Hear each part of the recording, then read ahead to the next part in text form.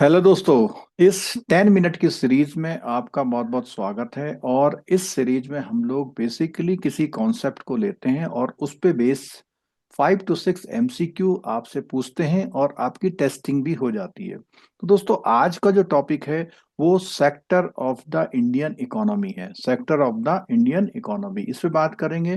देखते हैं कि हमारे इंडिया की जो इकोनॉमी है उसमें जीडीपी में कौन कौन से सेक्टर्स हमारे लिए जाते हैं। वीडियो को पूरा देखिएगा और कॉन्सेप्ट को क्लियर करने की कोशिश कीजिएगा। तो सबसे पहले वो दोस्तों बात करते हैं। तो हमारे वहाँ जो सेक्टर हैं वो प्राइमरी, सेकेंडरी और टर्सरी, तीन सेक्टर्स बेसिकली आप लोगों ने पहले स्टडी किए होंगे।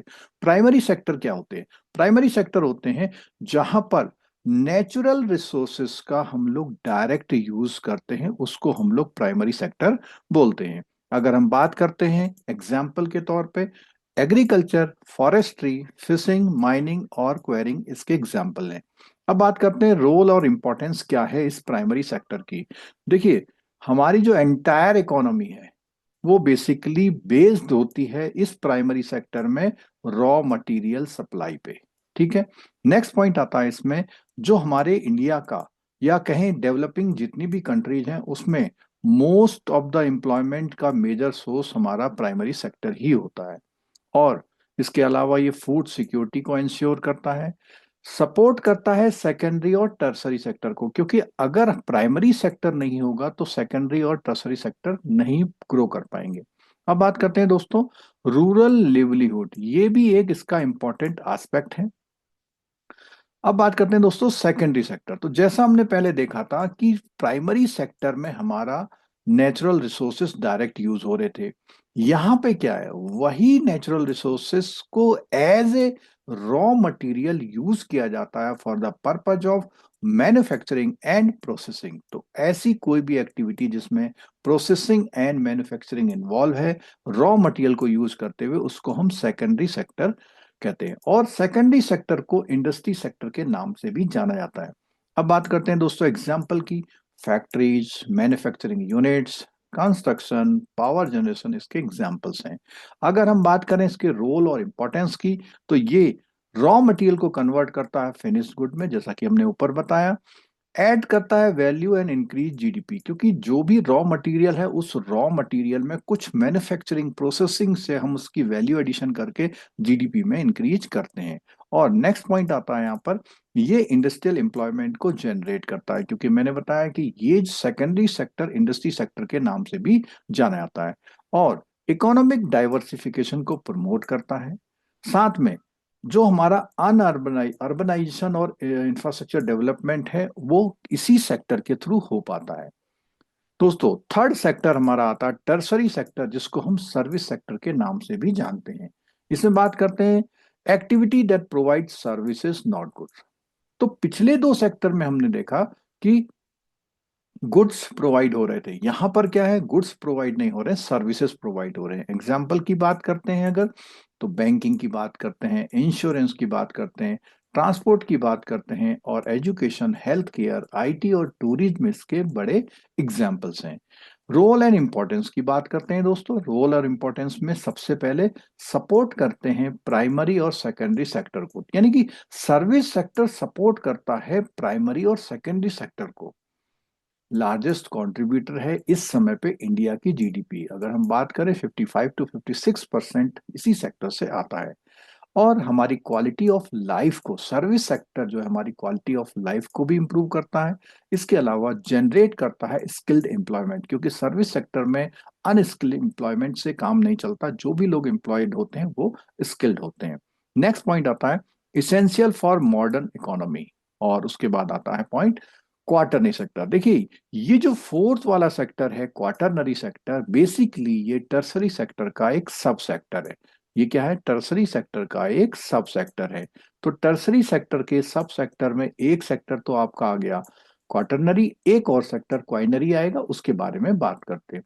सबसे पहले दोस्तों क्वार्टरनरी सेक्टर, ये आपने स्कूल डेज में शायद ना पढ़ा हो, यहाँ आपके जेआईबी की बुक में ये बहुत अच्छे से दिया हुआ है। मीनिंग की बात करते हैं दोस्तों, बेसिकली इसको हम लोग नॉलेज सेक्टर के नाम से भी जानते हैं, क्योंकि इस सेक्टर में जो भी लोग होते हैं नॉलेजफुल लोग होते हैं। और वो लोग रिसर्च में, डेवलपमेंट में, एजुकेशन में, आईटी सर्विसेज में और डेटा एनालिसिस में बेसिकली रोल प्ले जो करते हैं, वो इस सेक्टर के बंदे होते हैं। बात करते हैं रोल और इम्पोर्टेंस की। तो रोल और इम्पोर्टेंस की सबसे पहली बात, ये एनहांस करता है ह्यूमन कैपिटल, यानी कि ह्यूमन की क्वालिटी, ह्यूमन कैपिटल जो ह्यूमन के थ्रू जो जितने काम होते हैं। उसके अलावा सेकंड, ये इनोवेशन एंड प्रोडक्टिविटी को प्रमोट करता है, क्योंकि नॉलेज के बिना नहीं हो सकता। थर्ड बात करते हैं, ड्राइव्स नॉलेज बेस्ड इकोनॉमी। तो नॉलेज बेस्ड इकोनॉमी जहां पर, जितनी भी इकोनॉमी है जहां पर, एक तो होता है रॉ मटेरियल बेस्ड इकोनॉमी, जैसे अगर हम बात करें जो हमारे पेट्रोलियम एक्सपोर्टिंग कंट्रीज हैं, वो क्या है, रॉ मटेरियल बेस्ड इकोनॉमी है, यानी कि वहां पर नॉलेज बेस का उतना। लेकिन अगर हम बात करें टेक्नोलॉजी वाले, जहां टेक्नोलॉजी का यूज हो रहा है, तो जापान की बात करें तो नॉलेज बेस्ड इकोनॉमी, ठीक है। Important for long term economic growth, यानी इसके बिना लॉन्ग टर्म इकोनॉमिक ग्रोथ नहीं हो सकती। तो मैं, जैसा मैंने बताया कि फिफ्थ नंबर का है क्वाइनरी सेक्टर, ये भी क्या है, सर्विस सेक्टर यानी टर्सरी सेक्टर का एक सब सेक्टर है। बात करते हैं दोस्तों मीनिंग की। Sector involving high level decision making इसमें आती है। अगर एग्जाम्पल की बात करते हैं तो जितने भी टॉप गवर्नमेंट ऑफिशियल्स हैं, सीनियर कॉर्पोरेट एग्जीक्यूटिव हैं और पॉलिसी मेकर्स हैं, ये आते हैं हमारे क्वाइनरी सेक्टर में, यानी डिसीजन मेकर्स जो होते हैं। और इसकी अगर हम बात करें रोल एंड इंपॉर्टेंस की, तो पॉलिसी फॉर्मुलेशन करना, स्ट्रेटेजिक डिसीजन लेना इन्हीं का होता है, चाहे वो सीनियर कॉर्पोरेट के एग्जीक्यूटिव हो चाहे ब्यूरोक्रेट्स हो, ठीक है। नेक्स्ट पॉइंट आता है कंट्रोल्स इकोनॉमिक डायरेक्शन, यानी इकोनॉमिक की डायरेक्शन कंट्रोल करने का एक काम यही करते हैं। दो स्मॉल इनसाइड, बहुत कम लोग होते हैं ऐसे लोग, लेकिन इसका इम्पैक्ट जो होता है बहुत ही ज्यादा होता है। दोस्तों ये जो हमने जितनी भी थ्योरी पढ़ी सेक्टर्स इन इंडियन इकोनॉमी, उसके बेस पे अब हम कुछ क्वेश्चंस करते हैं। इन क्वेश्चंस से हमको प्रैक्टिस होगी कि हमने क्या सीखा। देखिए पहला क्वेश्चन है, which sector involves direct use of natural resources. तो पहला ऑप्शन है सेकेंडरी, सेकंड ऑप्शन है टर्सरी, थर्ड ऑप्शन है प्राइमरी और फोर्थ ऑप्शन है क्वाइनरी। तो जैसा मैंने एग्जांपल जब आपको बताया था कि नेचुरल रिसोर्सेज का जो डायरेक्ट यूज होता है, वो आप लोग क्या कर सकते हैं, अपना आंसर दे सकते हैं, चैट बॉक्स में अपना आंसर देके कंफर्म कर सकते हैं, प्रैक्टिस होती है इससे, ठीक है। तो इसका करेक्ट आंसर है सी, प्राइमरी सेक्टर जो होता है वो नेचुरल रिसोर्सेज का डायरेक्ट यूज करता है। दोस्तों अब बात करते हैं एक्सप्लेनेशन में।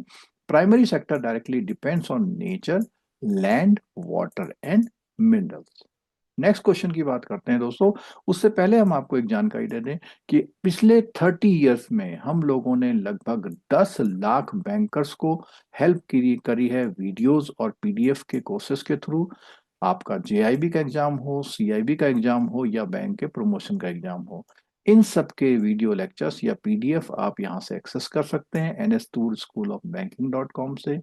आप वीडियो देख रहे हैं, इन सब के लिए हम लोग आपको हमेशा धन्यवाद देते हैं, वॉच करने के लिए, लाइक करने के लिए और शेयर करने के लिए। चलिए चलते हैं दोस्तों अगले क्वेश्चन की ओर। नेक्स्ट क्वेश्चन है, banking and insurance belongs to which sector, primary, secondary, tertiary और क्वार्टरनरी। तो जैसे हमने एग्जांपल में बताया था कि सर्विस सेक्टर का एग्जांपल है, तो ये हमारा आ जाएगा टर्सरी सेक्टर में, जिसको हम लोग सर्विस सेक्टर कहते हैं। बैंकिंग हो, इंश्योरेंस हो, ये सर्विस एक्टिविटी टर्सरी सेक्टर के एग्जाम्पल होते हैं। Next question, which of the following correctly explains the role of secondary sector.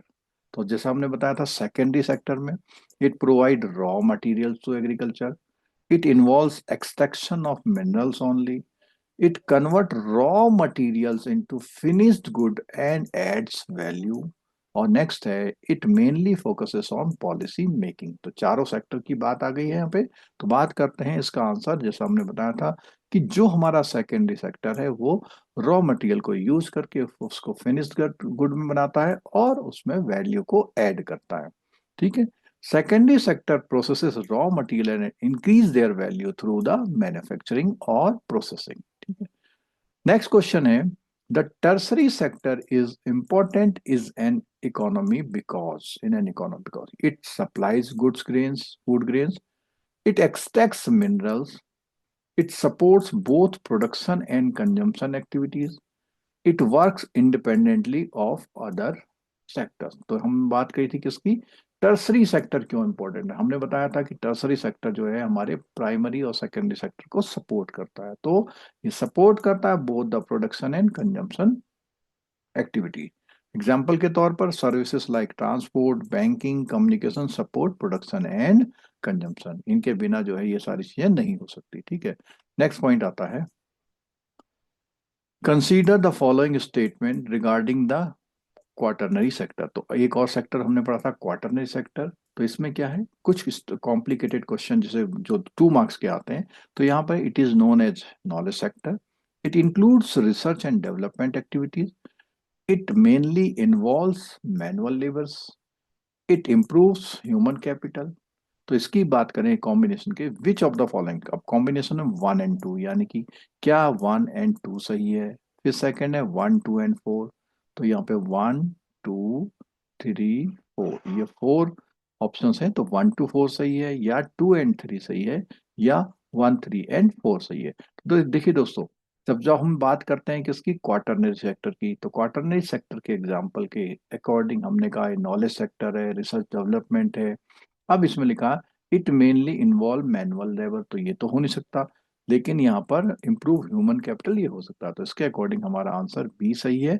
First, second and fourth is the correct answer. जो लोग आंसर देते हैं वो आंसर को मिला भी सकते हैं। ठीक है, तो यहाँ पर क्या होगा इसका explanation, manual labour is not the feature quaternary sector because focuses on knowledge, R&D and skill development. Next question की बात करते हैं दोस्तों, consider the following statement about quinary sector. तो जैसे हमने बात किया था कि टर्सरी सेक्टर के दो जो मिक्स हैं वो कौन कौन से हैं, क्वाटरनरी और क्वाइनरी सेक्टर। क्वाइनरी सेक्टर में हमने बात की थी जो टॉप लेवल एग्जीक्यूट होते हैं, बेसिकली ऑप्शंस हैं, अभी आपको उसमें कॉम्बिनेशन ऑफ आंसर है। It employs the largest workforce, third option is it influences socio economic policies, fourth option is it is a sub sector of the tertiary sector.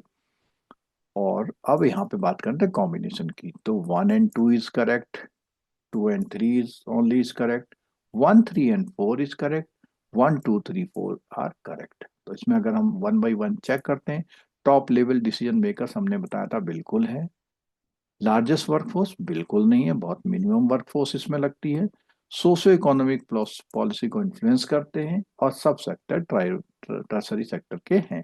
तो इस example के हिसाब से हमें दिखाता है बिल्कुल कि सेकंड नंबर इज रॉन्ग, यानी 1, 3 and 4 are the correct answer. Explanation की बात करते हैं, employment size is small, quinary sector deals with policy, decision making and governance. ठीक है, तो दोस्तों ये जो हमारा अभी क्लास जो हमने कॉन्सेप्ट पकड़ा था कि कौन कौन से सेक्टर होते हैं, उनके अकॉर्डिंग आपका सभी का धन्यवाद। आपने वीडियो देखा, आप इस वीडियो से लर्निंग कीजिए और इस वीडियो को और लोगों तक भी शेयर कीजिए, जिससे ज़्यादा से ज़्यादा लोग इसका बेनिफिट उठा पाएं। वीडियो देखने के लिए बहुत बहुत धन्यवाद। Thank you so much.